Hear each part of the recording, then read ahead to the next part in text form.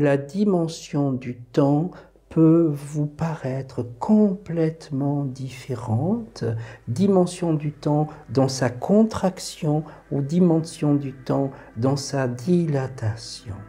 Ainsi, chaque être a sa rencontre mémorielle de par ce qui a pu se densifier en termes de conscience dans cette soi-disant répétition de vie qui n'est point successive, mais que vous pouvez percevoir de façon parallèle ou spontanée en les intégrant. Imaginez des milliers de calques et en étant dans la coupe du cœur, vous pourriez rapatrier tous les calques qui sont des lignes temporelles de vie différentes selon la logique du temps linéaire terrestre qui n'est point linéaire, temps n'étant point linéaire bien entendu. Ainsi, en vivant l'expérience de l'instant présent et du cœur alchimique, vous laissez se répercuter dans tous vos plans de vie et toutes vos lignes temporelles cette dimension d'unification. C'est pour cela que le temps a cette capacité de se transformer et de se changer, car vous touchez la verticalité et dans cette verticalité, vous touchez l'espace du non-temps ou l'espace de tous les temps. Le temps linéaire n'est fait que d'instant présent.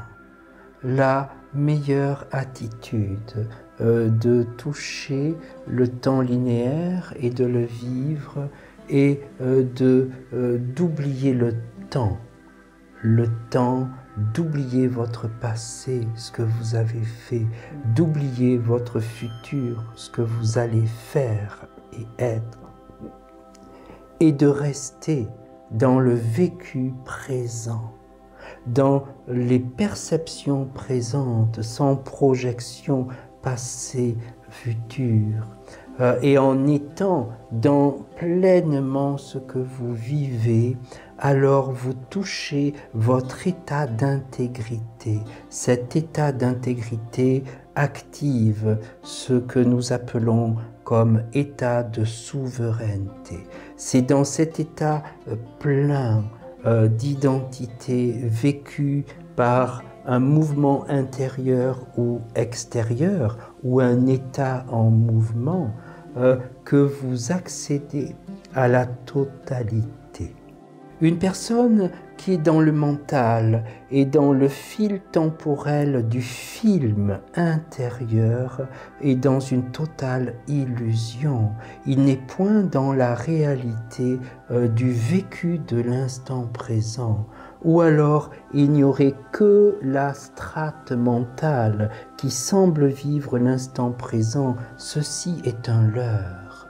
Vous pourriez être dans l'observation mentale et vous illusionner que vous êtes dans l'instant présent. La façon très simple de percevoir l'illusion du mental est le ressenti corporel. Quand vous êtes dans l'instant présent, les perceptions de ressenti corporel sont stables, sont dilatées, sont ouvertes et vous faites corps avec ce qui est en train de se jouer à chaque instant. Il n'y a point de séparation. Or, si le mental est dans cette vision de l'instant présent, il n'y a point ces ressentis, cette stabilité, ce corps à corps avec la vie qui est l'état de présence. L'instant présent est une expérience. L'instant présent est cette porte qui mène à vivre cette intégrité, cet état de souveraineté ou cet état du divin dans l'humain. Tous les êtres sont divins. Nous avons oublié cela de par les lois séparatives de la dualité. Tout ceci est déjà présent. En vivant l'intégrité, en vivant l'instant présent, vous activez la résonance, la syntonisation de ce qui a toujours été là avec l'état originel qui est partout, car il n'y a point de forme, il n'y a point de temps. Ainsi, vous faites tomber les masques. C'est cette notion de la goutte d'eau dans l'océan qui, en vivant l'instant présent, n'a plus d'enveloppe et devient l'océan. Elle a toujours été l'océan et elle a oublié cette dimension de par l'enveloppe qui s'est rigidifiée de par la dualité et les formatages de la vie. C'est la même histoire, c'est la même logique concernant l'être, concernant le personnage. Le personnage n'a point à disparaître, il fait partie de la vie, il a à devenir transparent. Et dans la transparence, il s'oublie qu'il est le personnage pour participer à l'expérience du divin. Le sage intérieur que vous êtes, facette de la conscience, peut observer les jeux du mental. L'observateur est juste une réplique, est juste une conséquence de votre dimension de conscience. L'observateur n'est point nécessaire pour être l'instant présent, pour être le mouvement qui se vit dans l'instant présent. Lorsque vous êtes complètement dans une action et que vous êtes bien, qu'il y a, vous sentez une présence posée, vous sentez une danse harmonieuse avec ce qui est en train de se jouer, vous pourriez juste le ressentir sans le constater. Il n'y a point de regard du sage. Le regard du sage est juste cette part de la conscience qui constate ce qui est. Cependant, vivre l'instant présent et vivre l'expérience du divin dans l'humain n'a point besoin du regard du sage intérieur ou de la conscience qui observe.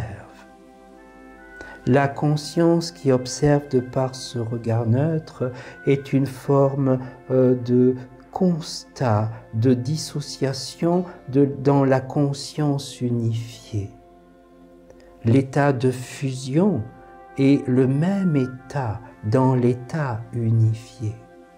Ce n'est point le regard qui crée l'instant présent, c'est l'intention de disponibilité qui fait que vous devenez accueil, état d'accueil, et cet état d'accueil de l'instant présent fait naître en vous la syntonisation, résonance, si l'état n'est point stabilisé. Ainsi, vous ouvrez, vous vous rendez disponible et vous êtes cueilli par la conscience, telle la goutte d'eau dans l'océan qui s'abandonne à ce qu'elle est sans au-delà et qui se fait fusionner par l'océan et prend conscience de sa présence vaste sans observer que le personnage est transparent et qu'il est fusionné. Voyez-vous, le regard n'est point une nécessité liée à cette expérience de fusionnement de ce qui est en vous. C'est un apprentissage d'intégration. Nous vous suggérons de toucher ces états dans l'immobilité. Et à partir du moment où vous savez installer ces états dans l'immobilité, alors installez le mouvement pour maintenir cet état qui se prolonge dans le mouvement extérieur. Et dans ce mouvement extérieur, rajoutez-y d'autres personnes, des rendez-vous, des activités pour permettre l'apprentissage d'enracinement de cet état dans votre chair. Ainsi, ce n'est point inné, ce n'est pas parce que vous touchez l'état que vous pouvez toucher cet état dans toute situation. C'est pour cela que si en état méditatif, vous savez spontanément entrer dans cet équilibre, alors allez méditer sans mouvement dans un endroit très bruyant, de façon à percevoir est-ce que les impacts sont là et vous déstabilisent, ou est-ce qu'ils permettent de nourrir l'alignement?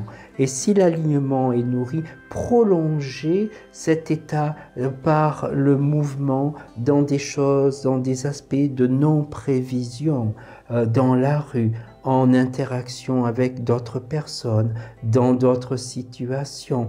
Et ainsi, vous intégrez progressivement cet enracinement dans la biologie cellulaire qui installe ce détachement. Ainsi, vous devenez observateur, observatrice neutre dans le mouvement, tout en assumant ce que vous avez à faire et les contingences du quotidien. Ce n'est point la conscience qui est là et qui observe. La conscience c'est un mouvement d'intention qui se traduit par une élévation du regard vaste. Et selon l'état de transparence de l'être, ce regard perçoit les jeux du mouvement de la vie à l'extérieur de vous, à l'intérieur de vous et en interaction avec vous. Oui. Et c'est ce regard qui constate les jeux du personnage et de l'interaction entre les personnages. Ceci est une intention qui se déduit par ce regard. Vous avez la même réplique au niveau du mental et ce regard n'est point un regard neutre et c'est un regard de protection-vigilance qui va être un radar. Ainsi, point de confusion entre ce regard qui est un leurre et ce regard au niveau du mental qui est juste un état de vigilance dans la dualité et qui traduit un espace de maintien dans un système de protection ou dans un système de défense. Il ne s'agit point du regard neutre du sage. Nous utilisons le mot sage pour traduire l'expérience de conscience.